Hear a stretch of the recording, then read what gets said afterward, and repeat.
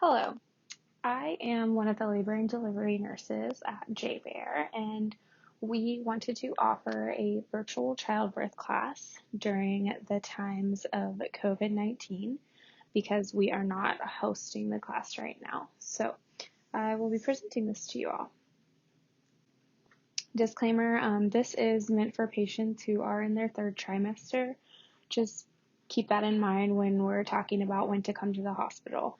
Otherwise, talk to your provider and feel free to call labor and delivery for triages if you have questions before that time. Some hospital information. For parking right now, the BER entrance is open from 7 a.m. to 1700, and the Moose entrance or the ER entrance is open 24/7. Whenever you come in, you and your support person will be screened with a questionnaire regarding the symptoms for COVID. Please be honest, be mindful. We are trying to protect you all and everyone else that's here as well. Important phone numbers are labor and delivery, which you can reach at 580-1601. Also, the Women's Health Clinic, which is 580-5808. Our visitation policy has changed currently due to COVID-19. If you have tested positive or you are a person under investigation, please call labor and delivery prior to arrival. You and your support person will be asked to wear a mask upon arrival to the hospital, and then you'll be escorted to labor and delivery with that mask on. All patients and visitors to the perinatal services unit will be verbally screened when entering the hospital. All visitors under the age of 14 are prohibited. Laboring mothers may have one support person at the bedside. This could be the father of the baby, your husband, your significant other. They will be banded upon arrival, and that will be your one person who can visit you throughout your stay here. We ask that we try to minimize people coming in and out of the hospital, so it is just that one person. If you do plan to have a doula present, they need to complete an approval package prior to coming to labor and delivery. So please talk with your healthcare provider in the clinic about getting this done if this applies to you. It will need commander signature. If you have a doula and they don't have that approval, they will not be able to come on the unit. Additional information for you all. We do have our video and photography information, so it is encouraged throughout labor to take photos and videos as you would like. Please just make sure that when you're videotaping or taking pictures of actual delivery that it's discussed with your provider, and make sure that everyone in the room is okay with having their picture taken. Meals, you will be provided 3 meals a day, and we do have snacks available as well, but for dads and support people, we just want to make sure that you guys have your own food and own snacks. We do not provide meals, and right now our cafeteria is closed. So keeping that in mind, you can also order food in. You can have friends bring food. You'll just have to go to the door and physically pick it up. People always ask how long they're going to stay for. So with our first-time moms, typically we will keep you 48 hours after you deliver. And then for moms and dads who have had babies before, it's typically anywhere from 24 to 48 hours, just depends on mom and baby status. And then for C-section, we anticipate 48 to 72 hours after delivery. It just all depends on how everyone's doing. What should I pack? As far as what you need to bring to the hospital, we do have things available here. We've got gowns, we've got pillows, we've got blankets. We do have a breast pump, but it's always nice to have your own things from home too. So we do recommend coming with a plan. It doesn't have to be, written down, but I have an idea of how you would like things to go here. So a birth plan is good. You can always bring your own robe, and definitely bring toiletries. We only have baby soap here, so bring shampoo, conditioner, body wash, unless you're okay with using baby soap. Bring some comfy clothes for after delivery. It's nice to change into your own clothes after that. Make sure you have your electronics and chargers that you want. And then snacks. If you have your breast pump and want to bring that, that's also good. We can help you figure out how to use it if you don't know how to use it yet. And then for baby, you can bring some hand mittens or socks. bring a car seat, make sure the base is already installed in the car, and then you'll just have to physically bring the car seat in here so that when you guys leave, we can make sure baby's in it correctly. Always bring a going home outfit. Those are our favorite parts. They're super cute, so make sure you bring that. Blankets and swaddles. We do have blankets, but people do like to have their own. So. The Purple Book. This is pregnancy and childbirth. A lot of your questions can be answered in this book. So if you're ever at home and you're like, do I need to come into labor and delivery? Do I need to call? Do I need to make an appointment? Reference this book. If you don't have it, ask your provider in clinic about it so that we can get you a copy of it. And then also there is an app that's called Pregnancy A to Z, and you can download that, and that's a great reference. But again, if you ever have questions, you can always talk to your provider or call labor and delivery. When should I come to the hospital? So this kind of depends on how many weeks you are, but always feel free to call us. The biggest thing, we would want you to come to the hospital if you're having vaginal bleeding. So if you're saturating a pad within an hour and you're having more than just spotting or bloody mucus, that would be a reason to come in. If you're leaking fluid, like you feel like your water's broke, it could be a big gush of fluid or it could just be a slight trickle. Dizziness or fainting, make sure you're staying nice and hydrated. If you're having these feelings though and they persist after hydration, then definitely give us a call. Pain or burning with urination. UTIs are really common in pregnancy, so be aware of that. Problems with your vision, like you're seeing double or seeing spots. Decreased fetal movement. You want to make sure you're getting those 10 kick counts in 2 hours. If you're not, you can always give us a call. Some things to try also would be drinking water, eating some food, laying down, and really getting to feel your baby move. If you have a fever of 100.4 or greater, again, please call prior to coming specifically with that because that is one of the symptoms for COVID-19. Sudden swelling in your face or hands. If you have sharp abdominal pain or severe cramping, vomiting or diarrhea that's lasting for 24 hours or more, or a persistent headache that is not relieved after you take Tylenol. Also, if you fall, it's really icy right now, so please be careful, but if you do fall, or have any sort of abdominal trauma, please come and be evaluated on labor and delivery. What would it be like if your water breaks? So it might be a popping sensation and it'll be followed by fluid, like a big gush or a trickle, kind of like I said before. Just stay calm. It's okay. It happens. Put a pad on. You're probably going to keep leaking. And then just make sure you note the color and the odor and the amount and what time it happened so that we can get all that information when you give us a call. You might start to have contractions, or if you already were contracting, they might get more intense. And with that being said, you will plan to be admitted. So bring your bags with you. You don't necessarily have to bring them onto the unit right away. We will evaluate you and see what's going on. But plan to be admitted if you think your water is broken. With that, you may also have to be induced, which we're going to talk about inductions later, but sometimes your water breaks and you're 1 centimeter. So that's a thing that we would want to induce you for. So we'll discuss that a little later. Monitoring. So fetal monitoring. When you come in, we'll put you on the monitors. This is what we're looking at when we're watching your baby, your contractions, and your heart rate. So there's baby's heart rate up at the top, and then mom's heart rate, and then that where the arrow is pointed right there is the contraction. So that's what we are looking at when we're watching. External monitoring. So we do have 3 different types of external monitoring. There is the one that's in the bottom left, standard monitor, which this is when you're hooked up to a machine that is plugged in next to the bed, and we have the bottom one is an ultrasound, and that's going to give us baby's heart rate, and the top one is a toco, which tells us when you're contracting, but it doesn't actually tell us the strength of a contraction. We also do have the portable monitors, and that's just the same monitors that we use on the standard monitor, but they're just hooked up to that little square device there, and you just carry it around like a purse. We also have the Monica Novi monitoring system, which is a completely wireless monitor that is run off of Bluetooth. There is certain criteria that you have to meet in order to use one of these monitors.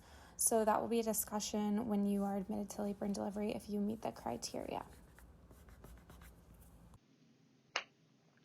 Internal monitoring. So this is when we would need to know the strength of your contraction, or if we're having difficulty monitoring your contractions or difficulty monitoring baby's heart rate. Your water must be broken for us to apply any internal monitors. And this photo here is just describing what it kind of looks like. So there's the fetal scalp electrode, and that is just a little electrode that is applied to baby's head to give us the heart rate. And then the intrauterine pressure catheter is the one that's monitoring your contractions, and it will tell us how strong they are. And it just sits right up next to baby. Labor. I'm going into labor. What does that mean? So, before I get into all of this, there is a video that I have also attached to the link on YouTube. So check out the videos as well that are throughout this slideshow. So things we talk about when we are checking your cervix. We're talking about effacement, which is the shortening of your cervix and the thinning of it. And then we talk about dilation, which is how many centimeters your cervix is. And then we talk about station, and that is baby's position in relation to the ischial spines, which are spines that are just in your pelvic floor. So we talk about negative values, are meaning they're above the spine, so baby's still high up in the pelvis, and then positive values are below the spines, meaning baby is really low in the pelvis. I have some photos here to describe what we're talking about. So all of our snacks over here and baseball and things, these are going to be your dilation. So when we are talking 1 centimeter, we're talking a Cheerio. When we're talking 6 centimeters, we're talking like a chocolate chip cookie. When we're talking 9, we're talking a donut, which is my personal favorite. And then when we're at 10, we're talking like a bagel size. As far as effacement, you can see down there that 0% effaced, you can see that pink part, that light pink is really thick and it's longer. And then 50%, we can see where the pink part is a little bit thinner and shorter. And then we've got 100% effaced, where that cervix is totally short and almost completely gone. And then above that, we have the stations. So the arrows are pointing to the ischial spines, and that is what we would call 0 station. And then you can see there are negative values. So I would call this baby -3 right now. And then as baby's head would come down into the pelvic floor, it would become 0, then +1, then +2, +3, +5 is like when you're pushing out a baby's coming out. So just to give you all an idea.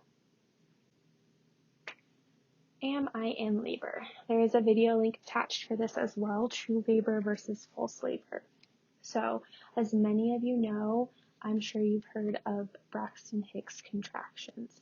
These are contractions that are painful and annoying, but they don't cause cervical change.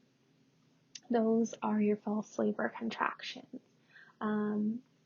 Usually you have pain that's in the upper abdomen, and they're irregular contractions. They're really short in duration, or they may be long, but they're just really irregular. Intensity usually doesn't increase with time, and if you try some comfort measures like drinking water, taking Tylenol, things of that nature, they usually can help and go away with the comfort measures. This is mentally and physically exhausting when you are in false labor. We know that. We feel for you. We want to be there for you. Biggest thing I can suggest is hydration, drinking lots of water. And then you have true labor.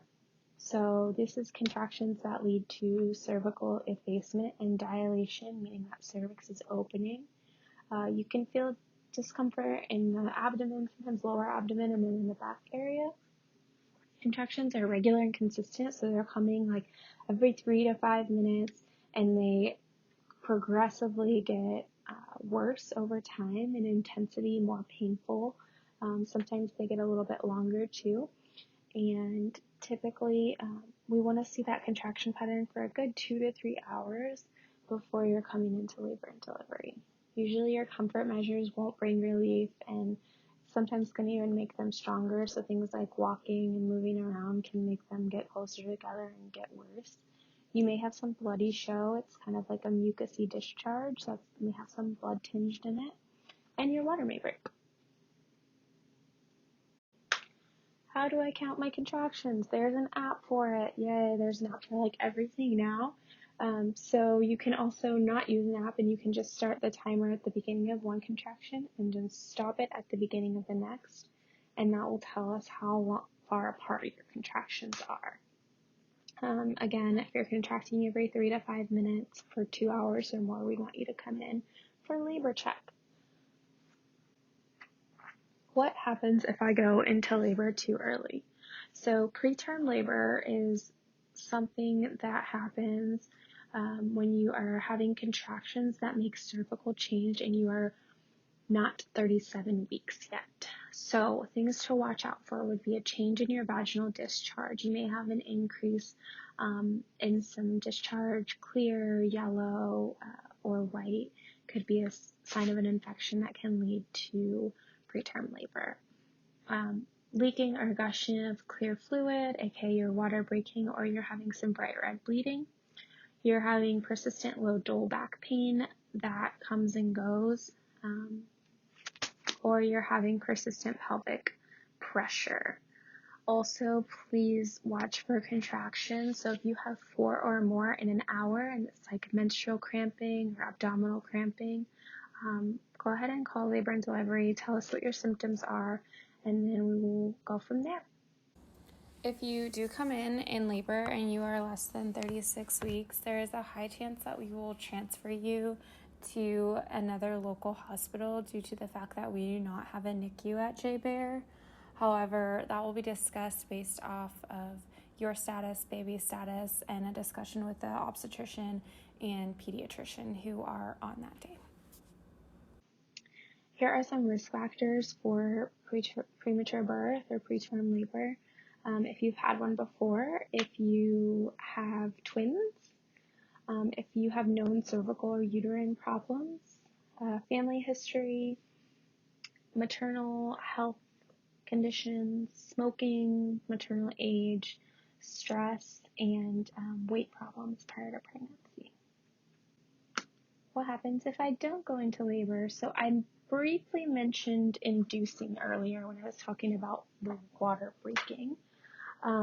So if you do not go into labor, we can do things to induce labor. This is something that you'll talk about with your provider as your due date gets closer and closer, but the 2 ways that we induce labor are through, we have our mechanical ways or our medical ways. So cervical ripening is the step 1 of inducing labor, and it's just to prepare your cervix for labor. So it helps to thin the cervix, and sometimes dilation occurs as well, but usually it's just the thinning of the cervix that we want to get it ready for. So there's a balloon that you can see, that top picture right there. We do have a single lumen or a double lumen. This one is a double lumen that's shown. So it's 2 balloons. One sits inside the cervix next to baby's head, and the other sits outside of the cervix in the vagina. And it just applies pressure to let your cervix produce its own hormones to help thin that cervix. And then the balloon comes out typically within 12 hours. And then we continue with medications to continue inducing your labor. Cervidil is a vaginal insert that has medication on it. So it sits inside of your vagina right behind your cervix. It kind of feels like a tampon in there. And it releases that medication to help thin the cervix. And then Cytotec, it can be given orally or vaginally, and it is just a pill that is given to help ripen the cervix. Then we have augmentation. So these are other ways that once you're dilated some and your cervix is thin, we can progress labor in these ways by doing something called an amniotomy, or when we break the water for you. or we can use a medication called Pitocin, which is an IV medication that will increase the contraction strength and frequency to help your body go into labor. Stages of labor. So the first stage, this is the longest stage of labor. This is from 0 centimeters to 10 centimeters. It is separated into 3 different phases.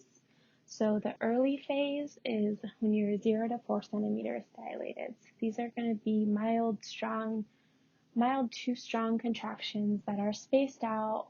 You can continue doing this early phase at home. So normal activities, drinking lots and lots of water, up, moving around, hot showers are good, breathing techniques. Try to just, continue to do this early phase as long as you can at home, because this is a long one. Like I said, it can last from hours to days. The active phase of labor is 6 to 7 centimeters dilated. You're having strong contractions every 2 to 3 minutes, and your water may break. And then we have the transition phase, which is 7 to 10 centimeters. You may start to feel really shaky or have the urge to push. Typically, we want you in the hospital by this point. If you have had babies before, these phases can move a little quicker than the first time, so keep that in mind as well. So if you're starting to feel the shakes, definitely come see us. Then there's the second stage of labor. So this is the pushing stage, which we are going to go over pushing in a little bit, but typically this stage can last anywhere from minutes to hours, usually 4 hours at max. With our first time moms, it does take a little bit longer to push your baby out, so have that expectation of maybe pushing for like anywhere from an hour and a half to that 4 hour mark. This begins when the cervix is completely dilated and ends with the birth of your baby. So the third stage is the afterbirth. This is the delivery of the placenta. Typically it happens within 5 to 15 minutes of delivery, potentially 30 minutes at the most. And then the fourth stage is the recovery stage. So this is your immediate postpartum recovery all the way up until 6 weeks postpartum. Position changes. So position changes are your best friend. Throughout pregnancy, all the way up until you deliver your baby, position changes are going to be super helpful. So laying on your side is really good for you and for baby, trying to stay off your back as far as position, leaning forward, using a birthing ball, things of that nature. This video here is a really good one. It is 20 minutes long, but it is super helpful to walk you through different position changes you can do to help encourage a healthy labor. We also do have equipment available on labor and delivery for when you are admitted to use to help get you through labor. We have peanut balls, which are what are in these pictures over here. And then there's birthing balls, we have a squat bar, and we have a birthing chair. Also, we do encourage movement, and we try to change your position every half hour to hour, even with an epidural. So that is what we do. Pushing. So once you're 10 centimeters, you're 100% effaced, and your baby's head is where we want it to be for pushing. That's when we start. So like I said earlier, it can last from minutes to several hours. The best advice I can give with pushing is to push just like you're pooping. And if you poop, it is okay. It just means you're doing it right. You're going to feel lots of pressure. Sometimes it comes and goes with the contraction. Sometimes the pressure just stays there. Typically what we're doing is 3 big pushes with each contraction, but we want you to listen to your body. If you need help, we are always there to help you. We will be in the room the whole time you're pushing, but as far as coaching and guidance, some people will just get it and others don't, and that's okay, and we'll work you through it, and we'll be there with you. So you don't have to push on your back. You can push on your side. You can push in hands and knees. We can do all kinds of different position changes to see what works best for you too. So Operative vaginal delivery. So I do want to just put a disclaimer on this slide that this is not meant to scare you. I just want to mention it briefly, that there are two ways that we would do an operative vaginal delivery, and this is forceps and a vacuum. Forceps are the ones at the top, vacuum is at the bottom. And the reason we would do this is if you have a prolonged second stage, so that pushing stage of labor is prolonged, and we're having ineffective pushing due to maternal exhaustion or fetal compromise, which would mean that your baby's heart rate is compromised, or maternal medical disorder that we wouldn't want you doing that Valsalva maneuver. That's really rare, but just another indication that we would do that. Also, the doctor must get your consent prior to performing this procedure, and they will discuss the risks at this time. If you have any questions about it, you can always ask your provider at your next appointment. Pain management options. Comfort measures for early labor. So like I talked about prior to this, stages of labor, that early phase that you're at home, you're just tired, you're exhausted, you're having contractions and they're really irregular, but you want to stay home still. So empty your bladder, drink lots of water, hydration, hydration, hydration. I cannot say it enough. Try laying on your left side, relaxation breathing. There's tons and tons of YouTube videos on breathing through contractions. Warm shower, hot bath, just be mindful of the temperature. You don't want it to be 100 degrees or more. And then you can also take 1,000 milligrams of Tylenol every 6 hours as needed. Sometimes that can help with the early labor. And then, again, position changes. Non-pharmacological pain management. So, lots of things you can do. Focal points are good to help you kind of mentally get through the contraction. Also, for those support people out there, counter pressure on the lower back is really good. And then movement of the hips, position changes, distractions. These are all things to think about before coming to labor and delivery, before getting into labor. Think about how you deal with pain and how these things can be helpful for you. Hydrotherapy. So we do have the tubs here that have the jets and all the things, and as long as we don't need to be on continuous monitoring or your water is not broken, we can use the jets. Some providers are allowing you to use the tub even if your water's broken, so it'll just kind of be provider dependent on that. But yeah, these are all great ways to help, especially in the early labor. And then if you're planning to go natural, just start thinking about these things. It's definitely something you want to prepare for and have ways to cope with the pain, because it will be painful. Pharmacological management. So we do have IV pain medications that we can give. There are a couple different ones we can give. We give them at different times in labor and different reasons. But the four that we typically see used are morphine, fentanyl, Stadol, and Nubain. They are fast acting and they will not completely take away your pain. They will just kind of make you feel better about it. And then side effects can include nausea, drowsiness, dizziness, or a headache. These IV pain medications can travel through the placenta to baby, and if given too close to delivery, can cause some respiratory depression, so babies can have trouble breathing. So we try to avoid administering these within 2 to 3 hours of delivery, just to keep that in mind. Nitrous oxide, this is something that is like a mask, like the laughing gas kind of at the dentist. So you hold a mask onto your face and breathe it in. You are the only one who can hold that mask on your face. I cannot do it. Your support person cannot do it. It has to be you. It, again, will not completely eliminate the pain, but it will take the edge off. And it can't be given with IV pain meds. And then we do have the epidural available as well. This is a local anesthetic that's mixed with a narcotic, and it goes into a catheter that will be inserted inside of your back. It's a continuous infusion, so it doesn't run out. You may still feel some pressure with the epidural, but you shouldn't feel that sharp contraction pain that you were feeling before. Also, with epidurals, you won't be able to get out of bed. That does not mean that you will not be still moving, because we will be moving you and helping you do different position changes. But it does mean that you can't go up to the bathroom, so we place a Foley catheter inside your bladder to pee.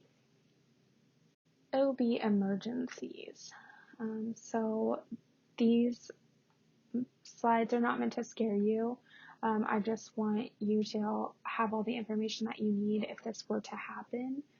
Please know that we are all trained to take care of you in these emergencies, and there may be a lot of staff that come in your room just to make sure that you're safe and that your baby's safe. So if there is an emergency, just know that we are all there to make sure that your baby's safe and you are safe, and we want what's best for all of you. So just a few that I'm going to mention here. There is shoulder dystocia, and that is when a baby's shoulder gets stuck in the vaginal canal.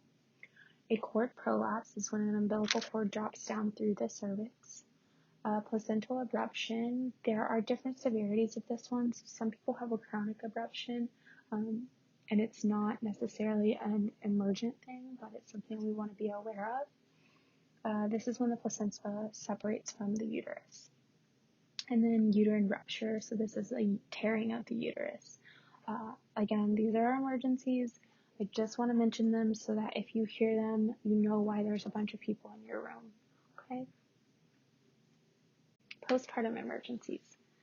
Postpartum hemorrhage is when there's excessive bleeding in the postpartum period. So you will bleed in the postpartum period. That is normal. But if you're bleeding too much, then it can become an emergency. So we want to watch for that and be aware. Also, newborn resuscitation. So sometimes babies come out and they need a little help with breathing after delivery. So sometimes there's a need for supplemental oxygen, IV medications, or suctioning for baby to clear out the lungs. So just be aware of those things. C-section. Let's talk about C-sections. Why would I have a C-section? So there are scheduled C-sections and there are emergent C-sections. Some of those emergencies I just mentioned can lead to a C-section. But we'll talk about scheduled first. So breech babies, we would do a C-section. A history of a C-section with you don't want to do a trial of labor. You can elect to have a repeat C-section. Active genital herpes lesions. Fetal anomalies that we would need to do a C-section for. Not all fetal anomalies, but there are certain ones. Maternal medical condition, or potentially with a placental abruption, depending on the severity. Emergent, if baby is in distress, we may do a emergency section with an umbilical cord prolapse, with a uterine rupture, and placental abruption is on this as well, because like I said, it can be an emergency, or with dysfunctional labor. So that can kind of fall under different categories, but that would be discussed at the time. Things to know about C-sections. Anesthesia, so pain control for a C-section. This is something that the anesthesia provider will talk to you about when you are admitted, just as an in-case thing. So at that point, if you have questions about anesthesia, please ask them then. There are two types of anesthesia that we do for our C-sections. There's regional anesthesia, and that can be your epidural, or if you don't have one in place, a spinal. This means that you would be awake throughout the C-section. You just will have numbness in your abdomen and legs.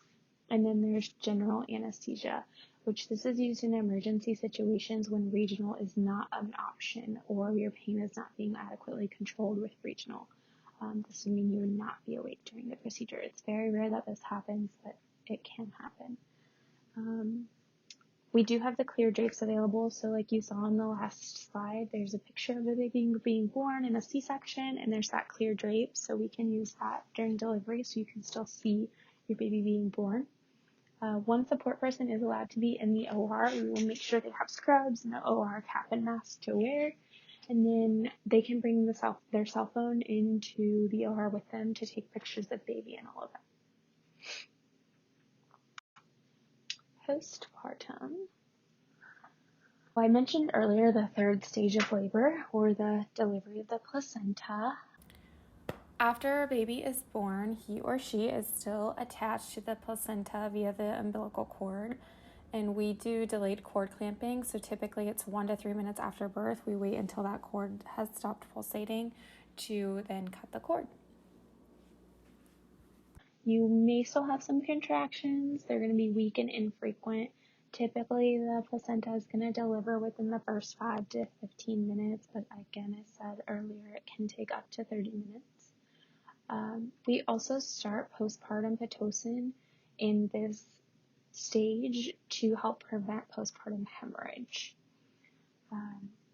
You may feel some pressure when the placenta delivers, but there's not really much pushing that is required. It's smaller than your baby, and that's just a photo of what it looks like. Tearing. So we will talk about vaginal and perineal tearing. There is a lovely photo for you that is some Play-Doh, but I think it actually is a great description of what tearing can mean. So first degree, it just involves that perineal skin, so that pink layer. Typically we see first degrees with anyone it's their first baby. Second degree, it's going to involve some of that perineal muscle, so you will likely need stitches, and it can take some weeks to heal, but typically it heals really nicely, and we'll make sure you have all the things you need to take care of that tear. A third degree is a tear into the vaginal tissue, the muscle, and it extends into the muscle that is surrounding the anus, but doesn't go through the anus, just into the muscle. And then a fourth degree is when it actually goes through to the anal sphincter and the tissue that's underneath of it. So that photo there again is a really good representation of what that means. An episiotomy is an incision that is made in the perineum. It just to help make more room for baby when necessary, but this is rarely done anymore. Not a super common thing that we see here. So, postpartum assessment.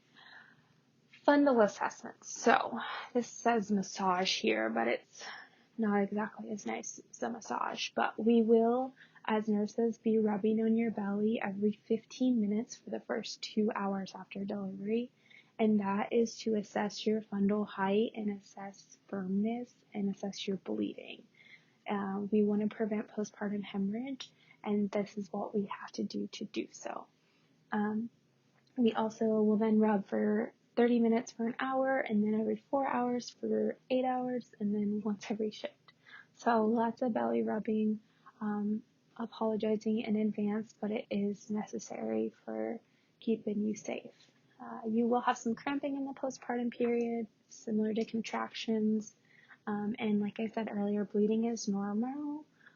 It's called lochia, so the first couple of days you'll have what's called rubra, which is that red bleeding, and then it'll turn to a pinkish brownish bleeding, and then eventually it'll be like a yellowish whitish bleeding. Postpartum depression. So there's a difference between postpartum depression and baby blues. A lot of people feel both of these things though. It's just really important to be open with your provider and with your support people to make sure that we're taking care of you. So baby blues would be you're irritable, you're tired, you're just like crying out of nowhere, you're just kind of emotional. Some anxiety comes along with it. Typically we see this in 3 to 10 days postpartum. Postpartum depression is when you're having some irritability, you're not interested in taking care of yourself or taking care of baby, a loss of appetite, feeling sad or guilty or shame, hopelessness, a loss of interest in doing things that you enjoy, or thoughts of harming yourself or baby or others. This can happen days to months postpartum. Like I said before, just make sure that you're reaching out to your provider if you're feeling any of these things. Postpartum depression is very common, and we want to help you and take care of you, so make sure that we can do that.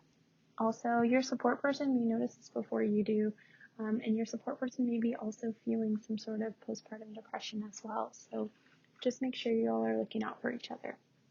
Another form of postpartum depression could be something called postpartum psychosis, and this is exhibited by delusions, strange beliefs, hallucinations, extreme irritability, hyperactivity, inability to sleep or paranoia, difficulty communicating, and rapid mood swings. Again, this typically happens in the first 2 weeks of postpartum, and your partner may notice it before you do. With any of these postpartum depression symptoms, just please reach out to your provider. I can't stress this enough that we are here to help through your labor, delivery, and postpartum period. Let's talk about baby. So, right after delivery, we don't take baby to the warmer unless they need a little help breathing or something like that. But typically our babies go directly skin to skin with mom. And we can do this in the OR as long as everything's looking good with mom and baby. This is recommended for at least an hour after delivery, if not longer. It helps to promote temperature stabilization, increases the length of breastfeeding, encourages bonding, and decreases the risk of hypoglycemia, which is blood sugar issues. Good stuff. Infant medications. Typically after delivery, within the first hour, 2 hours of life, we give 3 medications to babies with your consent. The first medication is a eye ointment that is called erythromycin, and it is just a prophylactic ointment for infection to protect baby's eyes. Vitamin K is a shot that helps to prevent hemorrhagic disease in the newborn. We have to give this before circumcision, so if you do plan to have your baby circumcised, you will be required to consent for vitamin K. Hepatitis B vaccine is something that babies receive 3 doses of. It helps to protect against hepatitis B. So typically we give at birth, and then 1 to 2 months later, baby will get another dose, and then 6 to 18 months. If you decline at birth, you can also have the baby get their first dose at 2 months. So just keep that in mind as well. Breastfeeding. We want baby to feed in the first hour of life if possible, if not 2 hours. And then from then on, you want to try to feed baby every 2 to 3 hours. And please, while you're in the hospital, don't go more than 4 hours in between feeds. We want to make sure baby's getting a good lap. Shooting for 8 to 12 feeds per day.